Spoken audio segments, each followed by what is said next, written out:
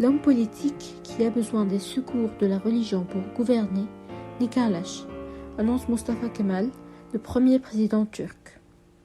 Or, pendant longtemps en Angleterre, les monarques ont utilisé le christianisme pour consolider leur pouvoir. Ainsi, nous pourrons nous demander, à travers les siècles, comment les relations entre la royauté anglaise et le christianisme ont-elles évolué. Commençons par une brève histoire du christianisme en Angleterre. Les premières traces du christianisme dans la terre, nommée aujourd'hui Angleterre, datent du second siècle après Jésus-Christ. Les chrétiens étaient d'abord persécutés, mais le christianisme a été autorisé en l'an 313 par l'empereur Constantin. La persécution des chrétiens cesse alors, et le christianisme se diffuse en Angleterre au 5e siècle après Jésus-Christ.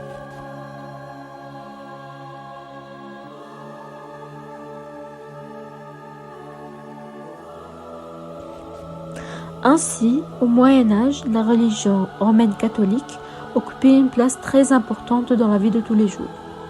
Tous les enfants étaient baptisés et en allaient à la messe chaque dimanche. L'Église et la royauté avaient un rapport très fort. En effet, les religieux participaient à la vie politique. Ainsi, des évêques siégeaient dans le House of Lords, la Chambre des Lords, et avaient aussi le droit de lever une armée pour les rois pendant les temps de guerre.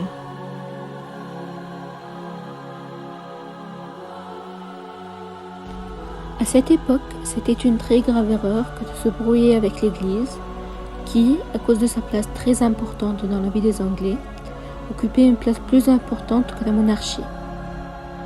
Pour illustrer cette idée, prenons le cas de l'assassinat de Thomas Becket.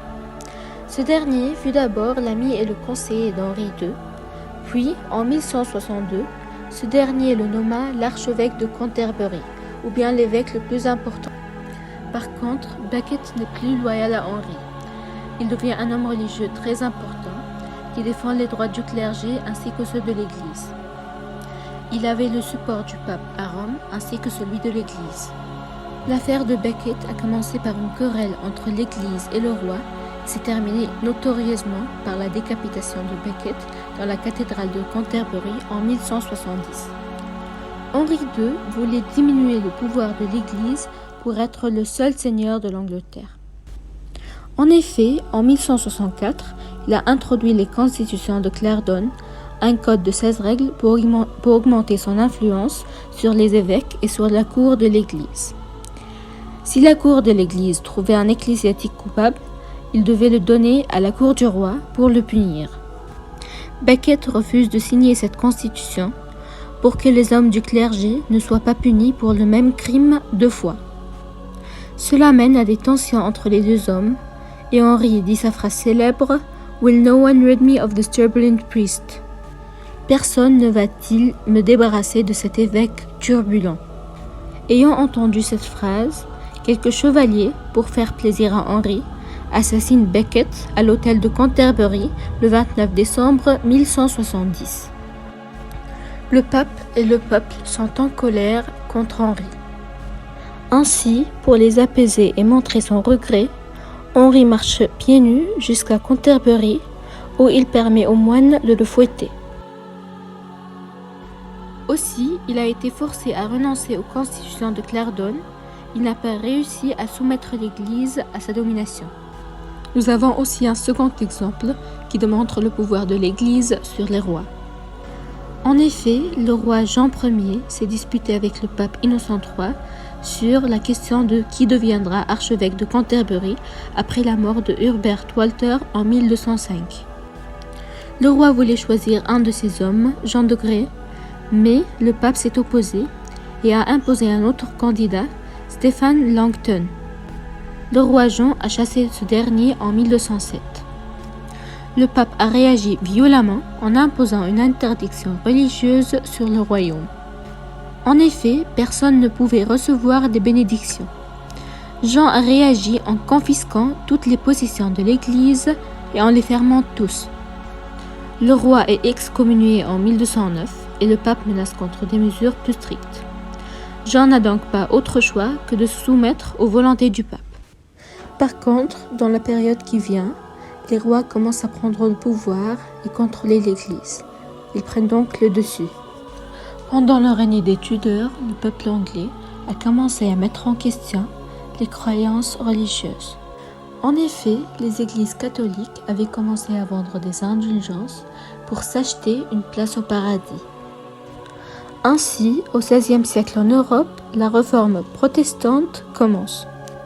Henri VIII, le roi d'Angleterre, est contre les idées de Luther. En effet, il les réfute en écrivant « Defense of the Seven Sacraments ». Reconnaissant, le pape l'avait appelé « défendeur de la foi ». Par contre, c'est bien Henri VIII qui a introduit la réforme protestante en Angleterre, mais pas pour des raisons de croyance. Ces raisons sont uniquement politiques et personnelles. Effectivement, n'ayant aucun héritier masculin, Henri décide de se remarier, croyant que son mariage avec la veuve de son frère, Catherine d'Aragon, en est la cause. Or, le pape Clément VII refuse d'annuler le mariage, puisque Catherine était la tante de l'empereur Habsbourg, Charles V, qui était allié du pape. Donc, en conséquence, Henri agit à travers le Parlement, et en 1534, le Parlement passe l'acte de suprématie qui le déclare comme le protecteur et chef suprême de l'Église et le clergé de l'Angleterre. Il épouse Anne Boleyn. Le fait qu'il a condamné à mort 3 ans plus tard, puis a épousé successivement 4 autres, a mis en question le caractère original de ses motifs. Tous les sujets anglais étaient obligés à prêter serment de fidélité, reconnaissant le leadership religieux d'Henri et rejetant celui du pape. Ayant refusé de le faire, Thomas More, humaniste et auteur d'Utopia, est condamné à mort pour trahison. Henri a gagné le support des Anglais pour la plupart de ses politiques. Il a fermé tous les monastères de l'Angleterre et saisi les terres monastiques, puis les a distribués à ses fidèles. Il a donc reconstitué l'aristocratie qui avait été affaiblie par la guerre des 2 roses. Paradoxalement, Henri croyait aux doctrines catholiques et n'a pas voulu les changer. Il a simplement voulu être le chef d'une église catholique anglaise. D'une part, en 1536, il a réprimé une révolution catholique, mais d'autre part, à travers les 6 articles, il a mis en place le célibat du clergé et la nécessité de confession, ainsi que quelques autres aspects de la foi catholique. Après la mort d'Henri en 1547, il s'ensuit une période d'instabilité religieuse causée par des bouleversements politiques.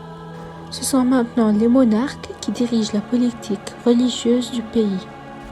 Édouard VI succède donc à son père, mais âgé de 9 ans, il est trop jeune pour régner. Son oncle, Edward Seymour, duc de Somerset, devient le Lord protecteur d'Angleterre. Il révoque les 6 articles et transforme l'Angleterre en un pays protestant.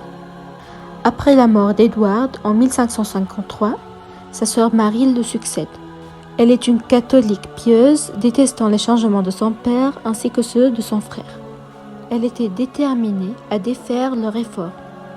Ainsi, le catholicisme est restauré en Angleterre et les protestants sont persécutés. En effet, en 1555, Marie commence à brûler des protestants. Au cours de 3 années, à peu près 300 protestants ont été exécutés. Or, la cruauté de Marie, qui lui a valu le surnom Bloody Mary, qui se traduit en Marie la sanglante, a fait gagner de la compassion pour les protestants et a éloigné les Anglais du catholicisme. Après la mort de Marie en 1558, sa sœur Élisabeth la succéda.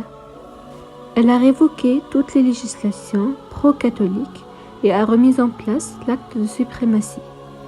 La plupart de la population a accepté ces changements, et ceux qui n'assistaient pas à l'église pouvaient être condamnés à une amende. Tout le monde était censé appartenir à l'église d'Angleterre. Par contre, au XVIIe siècle, le pouvoir religieux des monarques s'affaiblit. Dans la première moitié du XVIIe siècle, le roi Charles Ier et le Parlement se sont affrontés sur une question religieuse. Charles Ier soutenait l'archevêque Guillaume Laud, qui a rétabli les cérémonies et les décorations grandioses à l'église. Le Parlement, qui voyait que c'était une première étape au rétablissement du catholicisme, s'y opposait farouchement. Ce désaccord se termine par l'exécution de Charles I en 1649. Après sa mort, la monarchie perd beaucoup de son pouvoir religieux. De nombreuses églises indépendantes commencent à surgir. C'est donc le Parlement qui décide de reprendre le pouvoir. En effet, Charles II devient roi en 1660 et il n'est pas particulièrement religieux.